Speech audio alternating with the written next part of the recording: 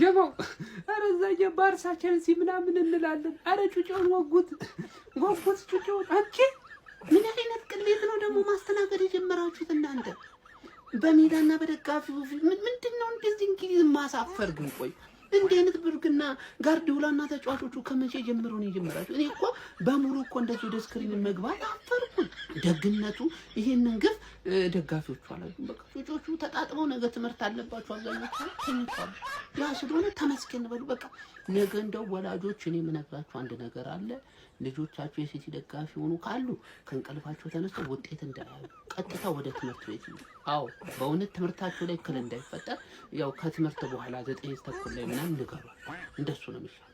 አዎ ሰላም እንደሩ የሲቲ ደጋፊ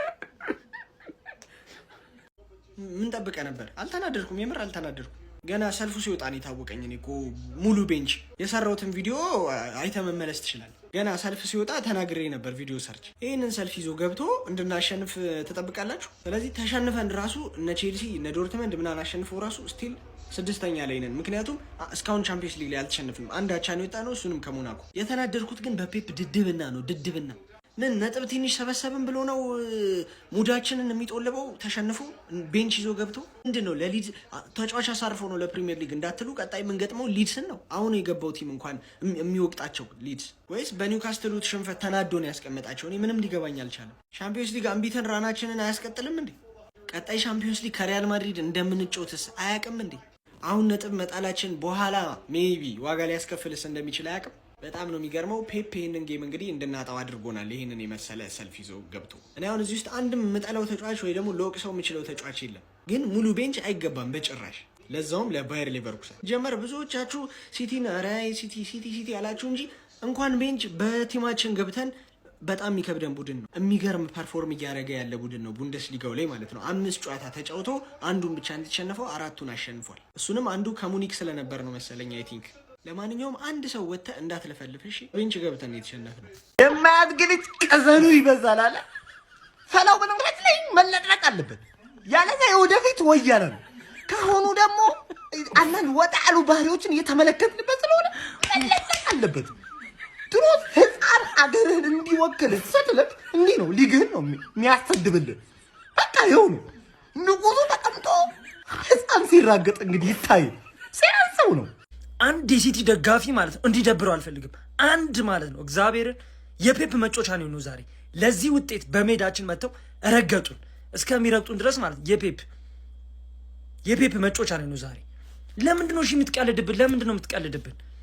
ለምንድን ነው የማይሆን ነገር ከሆነ እንደሆነ እኛም እናውቃለን፣ አንተም ታውቃለህ። የሆነ ልሞክር አይነት ነገር በቃ መጀመሪያ የነበሩ ሶስት ተጫዋች ገና ሰከንድ ሃፍ ከመግባታቸው 3 ተጫዋች ነው ቅያሬ ያደረከው። አንፈልግም። መጀመሪያ ያስገብተህ ፈርስት ሃፍ ጨዋታውን ገለን ማለት ነው። ልክ ሰከንድ ሃፍ ሲገቡ ማስገባት የምፈልገውን ተጫዋች ቀይረህ አስገባ። ከዛ በኋላ ከፈለግ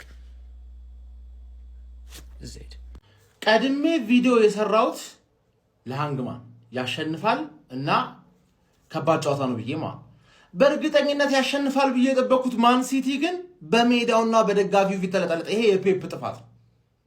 ምን አባይ ያረክ ነው ፔፕ? ፕሪሚየር ሊጉ ላይ ፎከስ ማድረግ ፈልገ እንዳይሆን ፕሪሚየር ሊጉ ላይ እዛም እኮ ኒውካስል ለጠልጦ ነው የመጣው። ቤንች ምናምን ነገር ሃላንድ ምን ሮቦት አይደል? ቻርጅ አታረገው? ቻርጅ አርግተህ ማስገባት እኮ ሮቴት አረማን ኒውካስልም እዛ እየተለጠለጠ ነው ማለት ነው። እንግሊዛውያን ዛሬ አዋርዳችሁናል። ችግሩ ከእናንተ ውስጥ አንዱ ስፐርስ ብትኖር ኖሮ ኖርምዬ ነበረ። ስፐርስ ነገ ናት። የእኛን ጀማ ነው የምታዋርደው። ገባር ፔፕ ነው ሙድ ያዘባችሁ ፈሎች። ተኝታችኋል። እርግጠኛ ነኝ 2-0 ስትሆኑ ተኛችሁ። ነገ ጧት ነው ቪዲዮ የምታየው። ትራንኪሎ ማን የቻምፒየንስ ሊጉን ቦታ ስትቀበኛለሽ ከ15 ቀን በኋላ ያራዳ ልጅ ፔፕን ግን ማይንዱን የሆነ ነገር ሹክ ሳይለው የቀረ አይመስለኝም። በጤናው አልመሰለኝም። ቀጣይ ፕሪሚየር ሊግ ከሊድስ ጋር ለምታረገው ጨዋታ ወሳኙ ቻምፒዮንስ ሊግ ላይ ተጫዋቾችን አስቀምጦ መግባቱ ጥቅሙ ምንድነው? ነው ነገር አይገባኝ። ነውስ ባየር ሊቨርኩሰንን ንቆት ነው? አረ ማንናቀው ችግር የለውም። 2-0 አጭሶት ሄደ። ከሜዳው ውጪ መጥቶ ያራዳ ልጅ ምን እንደተጀመረ ግራ ነው የሚያቢያ። ጋርዲዮላ ግን እኔ እንጃ የሆነ ሜንታሊቲውን በጣም አጥቶታል ብዬ አስባለሁ። ያራዳ ልጆች ማለት ነው በሚገርም ሁኔታ የሆነ ነገር አለ በቃ እርብሽ የሚያደርገው ነገር ማለት ነው። ምንም አይነት እንጃ በየትኛው መንገድ ብታስቡት ሃላንድን ከነገባው እንደቀደቅ አርጋ ምንድነው ነው ውጤቱ? ምንን ምክንያት በማድረግ ነው? የተጫዋቾችን ሜንታሊቲ ለመመለስ በጣም መለሰው። ከዚህ በላይ እንዴት ይመለስ? ያራዳልች ወገቡን ፕሪሚየር ሊጉ ላይ ነጥብ ጥለህ መጣ። ይሄ እንደ ነጥብ እንደ መነሳሻ የሚሆንን ጨዋታ ጭራሽ እንደገና እዚህ ጋርም እኔ እንጃ። እስቲ ሐሳብ አስተያየት ኮሜንት ላይ ዱብ አድርጉ። ያራዳ ልጆች እኔ ግራ ገብቶኛል። የፕላስ ምልክቷን እየነካችሁ ሐሳባችሁን አጋሩኝ።